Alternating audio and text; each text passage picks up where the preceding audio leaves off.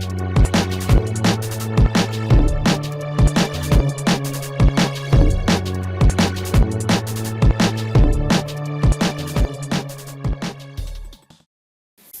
दोस्तों, आप सभी का स्वागत है हमारे चैनल जिसका नाम है श्री एजुकेशन। तो दोस्तों आज के इस वीडियो में हम देखेंगे एसएससी सीएचएसएल का जो 27 जनवरी को एग्जाम हुआ था, उसमें जो क्वेश्चन आए थे जीएस के फर्स्ट शिफ्ट में, उनको हम देखेंगे और एक्सप्लेन करेंगे उनको, उनके रिलेटेड जो भी क्वेश्चन फ्यूचर में जो आप एग्जाम देने वाले हैं, जो आ सकते हैं, वो भी हम देखेंगे। ठीक है, चलिए शुरू करते हैं।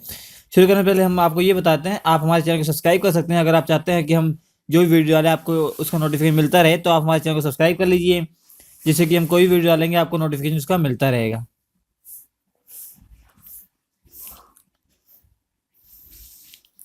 देखिए, जो पहला क्वेश्चन पूछा गया था वो है, who was the Lok Sabha speaker who letter become president. ऐसे कौन से लोकसभा के स्पीकर थे जो बाद में जाकर भारत के राष्ट्रपति बन गए? तो ये है एन संजीवा रेड्डी थे। एन संजीवा रेड्डी, इनका पूरा नाम अगर बोला जाए नीलम संजीवा रेड्डी। नीलम संजीवा रेड्डी। तो ये हमारे जो लोकसभा के स्पीकर थे, तो बाद में जाकर ये हमारे प्रेसिडेंट बन गए थे। ये कौन से नंबर के प्रेसिडेंट है? ये 6 नंबर के प्रेसिडेंट थे। ठीक है, ये कौन से प्रेसिडेंट? 6 नंबर के जो छठे हमारे राष्ट्रपति थे, वो कौन थे? एन संजीवा रेड्डी। अगर आपसे ये भी पूछ सकता है लोकसभा स्पीकर के बारे में, जो हमारे पहले लोकसभा के स्पीकर थे, भारत के जो पहले लोकसभा स्पीकर थे वो कौन थे? तो याद रखिए गणेश वासुदेवा मावलंकर। बहुत इजी क्वेश्चन है ये पूछा जाता है। गणेश वासुदेवा मावलंकर। ठीक है, गणेश वासुदेव मावलंकर। तो ये हमारे जो थे पहले लोकसभा के स्पीकर थे। अभी पूछ लिया जाए हमारे लोकसभा के स्पीकर कौन है अभी इस समय करंट में जो लोकसभा के स्पीकर है वो कौन है? तो याद रखिए है सुमित्रा महाजन, उनका नाम है सुमित्रा महाजन।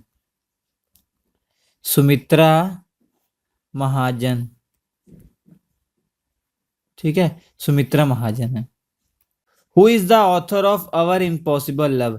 अवर इम्पॉसिबल लव जो बुक है, वो लव स्टोरी वाली बुक है, ये किसने लिखी है? उसके ऑथर कौन है? वो दुर्जोय दत्ता है, उनका नाम दुर्जोय दत्ता। ये उनकी पिक्चर है। इन्होंने बहुत सारी बुक्स लिखी हैं जो रोमांटिक लव स्टोरी पे ये ज़्यादातर लिखते हैं।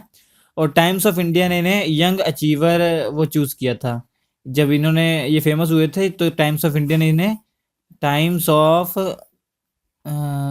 ने इन्हें यंग अचीवर घोषित किया था। ठीक है, what is the chemical formula of water. इतना इजी क्वेश्चन तो आ ही नहीं सकता दोस्तों, इतना इजी देख लिया। तो ये सब करके आए होंगे। तो H2O होता है केमिकल फॉर्मूला ऑफ वाटर। देखिए, ये Dzongkha is the official language belongs to which country. तो ये भूटान की लैंग्वेज है। जोंका जो है वो भूटान की लैंग्वेज है। अब ये पूछ लिया जाए कि भूटान की जो राजधानी है वो क्या है, कैपिटल क्या है? वो थिम्पू है। ठीक है, थिम्पू। हिंदी में लिख देता हूँ थिम्पू।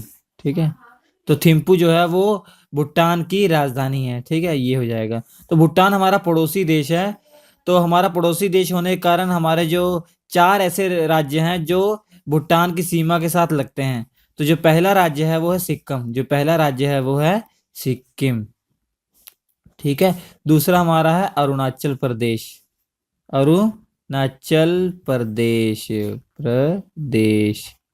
और जो तीसरा हमारा है आसाम। और जो चौथा हमारा है वो बंगाल है, वेस्ट बंगाल। ठीक है, बंगाल। तो इन चारों नामों को आप याद रखेंगे। बहुत ही सिंपल ट्रिक है। आपने मूवी देखी होगी मेजर साहब मूवी देखी होगी अक्षय को, वो मेजर साहब क्या नाम था हीरो का? अजय देवगन जी थे उसमें और अमिताभ बच्चन थे। मेजर साहब ऐसे याद रखेंगे, साहब को SAAB साहब याद रखेंगे, मेजर साहब। तो मेजर का कोई प्रॉब्लम नहीं है, मगर साहब से हम चारों नामों को याद रखेंगे। S से सिक्किम हो जाएगा, A से अरुणाचल प्रदेश हो जाएगा, और दूसरे वाले A से असम हो जाएगा, B से क्या हो जाएगा? बंगाल हो जाएगा। क्योंकि भारतीय राज्य है ना, तो आप इससे बड़ी आसानी से बता सकते हैं कि आप दिमाग में मैप तो रखेंगे भारत मतलब भूटान कहाँ पे है, तो आप S से और कोई राज्य ही नहीं होगा सिक्किम के अलावा, ऐसे शिमला वो होगा आपका कुछ जो राज्य होंगे वो तो नज़दीक है ही नहीं है भूटान के, तो मतलब यही राज्य होगा, ठीक है, यही होंगे, आप समझ जाएंगे। When was the Kalinga war fought, मतलब जो कलिंगा युद्ध हुआ था कब हुआ था, वो 261 ईसा पूर्व में हुआ था, ठीक है। 262 261 ईसा पूर्व माना जाता है, तो एग्जैक्टली अगर इतिहास में लिखा है ये, तो 261 ईसा पूर्व है, ठीक है। अगर क्वेश्चन में आएगा दो, ये दोनों अलग अलग ऑप्शन आएंगे, तो आप 261 ईसा पूर्व करेंगे, 261 ईसा पूर्व, ठीक है, ईसा पूर्व। तो ईसा पूर्व का मतलब समझिए, कई लोग बहुत स्टूडेंट कंफ्यूज हो जाते हैं। देखिए ये जो देखिए, सबसे पहले जैसे ये अभी 2017 चल रहा है, तो इससे पहले 2016 होगा, एक टाइम ऐसा होगा जीरो होगा, तो ये ये एडी है, मतलब जीरो हम मानते हैं, जब ईसा मसीह का की मृत्यु हुई थी तो उसको जीरो मानते हैं। इसके पहले वाले जो टाइम है उसको ईसा पूर्व मानते हैं, जैसे पहले 261 है, उसके बाद आया होगा 250 आया होगा, धीरे धीरे 240 आया होगा, फिर जीरो आया होगा। जब जीरो के पहले जब टाइम बढ़ रहा था तो ये जो डिजिट थे ये घट रहे थे, मगर जीरो के बाद जब टाइम बढ़ रहा तो ये डिजिट भी बढ़ रहे हैं, ठीक है, इसलिए इसे इन्हें ईसा पूर्व कहते हैं, ठीक है, बिफोर क्राइस्ट, ये हो जाएगा। अब ये जान लीजिए कलिंगा वार जो हुआ था वो किसके किसके बीच में हुआ था। तो कलिंगा वार आप सभी जानते हैं, ये एक मौर्य सम्राट जो बहुत ही फेमस है, महान अशोक के नाम से जाने जाते हैं, उनके और एक कलिंग का एक लोकल राजा था, उनके बीच में हुआ था, ठीक है। अशोका वर्सेस एक लोकल वो था, राजा था, ठीक है, लोकल राजा था, उसके बीच में हुआ था, ठीक है, ये हुआ था, तो अशोका जीत गए थे। अशोका जो थे वो मौर्य साम्राज्य के बहुत ही फेमस और बहुत ही महान राजा थे में आते हैं, ठीक है।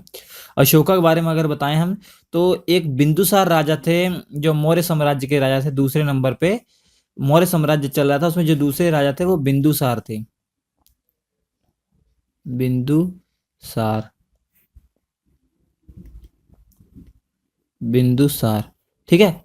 और बिंदुसार के 101 बेटे थे दोस्तों, बिंदुसार के ना 101 बेटे थे, उनमें से जो दूसरे नंबर वाला बेटा था, सेकंड बेटा था, मतलब जो दूसरे नंबर का बेटा था वो अशोका था। वो कौन थे? अशोका। जो सेकंड वो बेटे थे वो अशोका थे। तो अशोका ने क्या किया था, अपने 99 भाइयों को मार डाला दोस्तों, अपने 99 भाइयों को मार डाला। एक भाई जो था जिसका नाम था तीष्या, जिसका नाम था तीष्या, उसने बौद्ध जो धर्म था अपना लिया था, तो इसको छोड़ दिया था, इसको राजपाट से कोई मतलब नहीं था, इसलिए इसको छोड़ दिया। बाकी जो 99 राजा बनना चाहते थे इनको सबको मार दिया। उसके बाद ये गद्दी पे बैठा, उसके बाद ये मगध की गद्दी पर बैठा था, ठीक है। अगर ये पूछ लिया जाए कब बैठा था, तो 269 ईसा पूर्व में, 269 ईसा पूर्व। अब देखिए कलिंग का युद्ध कब हुआ था, 261, तो मतलब 8 साल बाद लगभग ये कलिंग का युद्ध हुआ था। तो 269 ईसा पूर्व में ये अशोक जो है वो गद्दी पे बैठे थे, ठीक है, मगध की गद्दी पे बैठे थे। और देखिए दोस्तों कुछ और भी क्वेश्चन इससे आ सकते हैं। जो अशोक राजा था ना, जो अशोक राजा था वो भी जो बौद्ध धर्म था उससे प्रेरित हुआ था, तो अशोका ने बौद्ध धर्म का बहुत प्रचार किया था, उन्होंने इसका बहुत ही ज़्यादा प्रचार किया था, मतलब एडवर्टाइज किया था वो बौद्ध धर्म को अशोक ने। तो इसका प्रचार करने के लिए ये बौद्ध धर्म का प्रचार करने के लिए इसने अपने एक बेटे और एक बेटी को श्रीलंका भेजा था। और जिस बेटे और बेटी को श्रीलंका भेजा, जो बेटा था उसका नाम महेंद्र था। इसने अपने बेटे महेंद्र और एक बेटी थी संघमित्रा नाम की थी, संघमित्रा नाम की थी, इन दोनों को इसने श्रीलंका भेजा था, श्रीलंका भेजा था बौद्ध धर्म के प्रचार के लिए, ठीक है। और दोस्तों अशोका इसलिए फेमस है और क्योंकि झेलम नदी के किनारे, झेलम नदी के किनारे इसने एक नगर बसाया था, जिसे हम जानते हैं श्रीनगर के नाम से जानते हैं। अभी झेलम नदी के किनारे श्रीनगर इसने बसाया था, जिसे हम श्रीनगर के नाम से जानते हैं। तो श्रीनगर अगर पूछा जाए किसने बसाया था, फाउंडेशन कौन है, फाउंडर कौन है, तो वो अशोका है, ठीक है। तो ये पूछा जा सकता है इसके बारे में। चलिए, where is the group of monuments at Pattadakal is situated in, ये कर्नाटक में स्थित है दोस्तों। ये जो जगह है ये कहाँ पे स्थित है, कर्नाटक में स्थित है। आप इसके पीछे देख सकते हैं, एक बहुत खूबसूरत जगह है, तो यही है, ये कर्नाटक में स्थित है। ठीक है, तो ये क्वेश्चन आया था।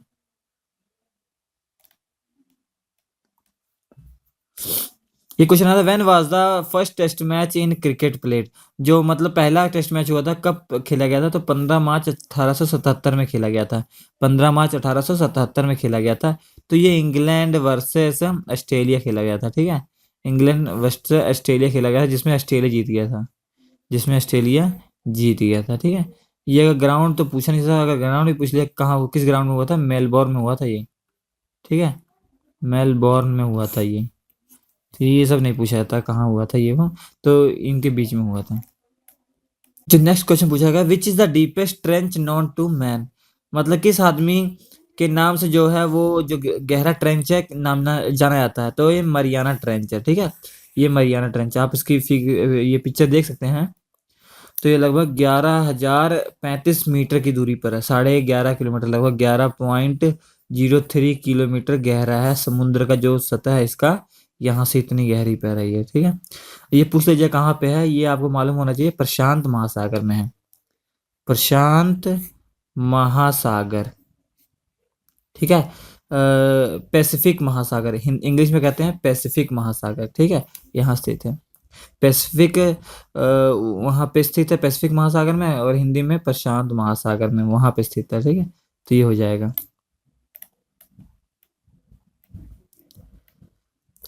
देखिए, द 10 डिग्री चैनल सेपरेट्स। जो 10 डिग्री चैनल है, 10 डिग्री चैनल पहले देखिए क्या होता है। जैसे ये आप अर्थ देख रहे हैं उसका ग्लोबल, तो देखिए ये जो अर्थ जो हमने इक्वेटर है इसको नाम दे दिए, मतलब इसको एक 0 डिग्री चैनल हो गया। जैसे जैसे ऊपर जाएंगे एंगल बढ़ता जाता है, जैसे नीचे जाते हैं एंगल बढ़ता जाता है। ठीक है, तो 20 डिग्री, 40 डिग्री, 60 डिग्री, 80 डिग्री, तो ये 180 डिग्री, तो इस तरीके से अलग अलग हमने नाम दे दिया है। तो ये है पूरा। तो 0 डिग्री, 20 डिग्री, इसके बीच में कहीं 10 डिग्री होगा, 10 डिग्री चैनल। तो वो पूछा गया है कि, भारत में किसको किसको वो जो 0 डिग्री चैनल अलग अलग करता है। ठीक है, किसको किसको अलग करता है। तो यहाँ पे देखिए, यहाँ पे हम जानते हैं अंडमान निकोबार है। तो ऊपर हमारा अंडमान है, नीचे निकोबार है। तो अंडमान का ये नीचे वाला पोर्शन लिटिल अंडमान कहलाता है, और ये निकोबार का ऊपर वाला पॉइंट क्या कहलाता है, कार निकोबार कहलाता है। तो दोनों को ही अलग करता है। एक पिक्चर में आप देख सकते हैं। देखिए, ये 10 डिग्री चैनल है, ये 10 डिग्री चैनल है। तो ये किसको किसको अलग कर रहा है, लिटिल अंडमान को और कार निकोबार को। देखिए ये हमारा पूरा अंडमान है, ये पूरा क्या अंडमान है। और ये पोर्ट ब्लेयर है जो कि कैपिटल है। अंडमान निकोबार निकोबार की कैपिटल क्या है, पोर्ट ब्लेयर है, तो यहाँ पे पोर्ट ब्लेयर है। ठीक है, ये देख सकते हैं आप। और ये नीचे वाला पोर्शन क्या है, निकोबार है। ठीक है, ये कार निकोबार है, इधर लिटिल निकोबार इसको कहा जाता है, और इसे ग्रेट निकोबार कहा जाता है। तो ये लास्ट पॉइंट ये वाला, तो जो सबसे साउथेस्ट पॉइंट है वो यहीं पे है। जो सबसे साउथेस्ट पॉइंट है इंदिरा, यहीं पे है, इंदिरा पॉइंट कहा जाता है इसको। ठीक है, इंदिरा जो पॉइंट है वो यहाँ पे है, वो निकोबार में है। ठीक है, अब देखिए, अब ये पूछा जाए इसको एक और नाम से जाना जाता है, वो पिगमेलियन पॉइंट कहा जाता है। ठीक है, ये इंदिरा पॉइंट को पिगमेलियन पिगमेलियन पॉइंट से भी जाना जाता है, पिगमेलियन पॉइंट से भी जाना जाता है। PIGMELIYAN पॉइंट, ELIYAN पॉइंट, तो पिगमेलियन ये पॉइंट से भी जाना जाता है, या इंदिरा पॉइंट से भी जाना जाता है। ठीक है, where is the Amrabad tiger reserve situated. तो ये तेलंगाना में स्थित है, ये दोस्तों क्या है, तेलंगाना में स्थित है। Which element has the higher atomic number than aluminium. तो ऑप्शन दिए गए थे, हमें ऑप्शन नहीं मालूम है। तो बहुत सारे एल्यूमिनियम ऐसे, बहुत सारे ऐसे मतलब एटम है जो जिनका जो एटॉमिक नंबर है, जिनका जो परमाणु क्रमांक है वो एल्यूमिनियम से ज़्यादा हो। एल्यूमिनियम का वो याद है 13 है, इसके इससे बड़ा जिसका भी होगा वो आंसर आ जाएगा। सिलिकॉन भी हो सकता है, फास्फोरस भी हो सकता है, सल्फर भी हो सकता है, क्लोरीन भी हो सकता है, कुछ भी हो सकता है, गैलियम भी हो सकता है। तो ये सब हो सकते हैं option. Who invented the dish washer. देखिए ये 3 बार क्वेश्चन आ चुका है एग्जाम में, आपके 3 बार क्वेश्चन आ चुका है। हमें ये मालूम नहीं क्यों बार बार पूछा जा रहा है, मगर 3 बार आ चुका है। तो ये है जोसेफिन कुचरेनी। ठीक है, ये है इनके डिश वॉशर के, इन्होंने इन्वेंटर किया था। The original 1950 constitution is preserved where, मतलब कहाँ पे जो ओरिजिनल 950 का जो संविधान है कहाँ पे प्रिजर्व किया गया, मतलब कहाँ पे रखा गया है, तो library of parliament of India में रखा गया है। ठीक है, पार्लियामेंट की जो लाइब्रेरी वहाँ पे रखा गया है जो कि न्यू दिल्ली में है। ठीक है, तो ये क्वेश्चन आए थे जो फर्स्ट शिफ्ट 27 जनवरी जो फर्स्ट शिफ्ट में आए थे। इसके बाद वाले वीडियो में आप देख सकते हैं जो सेकंड शिफ्ट या थर्ड शिफ्ट के जो क्वेश्चन है वो मैं अपलोड कर दूंगा। अगर आपको हमारा वीडियो अच्छा लगा तो प्लीज़ इसे लाइक कीजिए, अपने दोस्तों को शेयर कीजिए, कमेंट करके हमें जरूर बताइएगा आपको वीडियो हमारा कैसा लगा। अगर हमारे आप नए व्यूअर्स हैं, आपने अभी तक सब्सक्राइब नहीं किया तो हमारे चैनल को सब्सक्राइब कर लीजिए, क्योंकि हम ऐसे वीडियो लाते रहते हैं आपके लिए जो कि आपके एग्ज़ाम के ओरिएंटेड होते हैं और इससे आपके एग्ज़ाम में हेल्प मिल सकती है आपको। हमारे वीडियो देखने के लिए आपको बहुत बहुत धन्यवाद।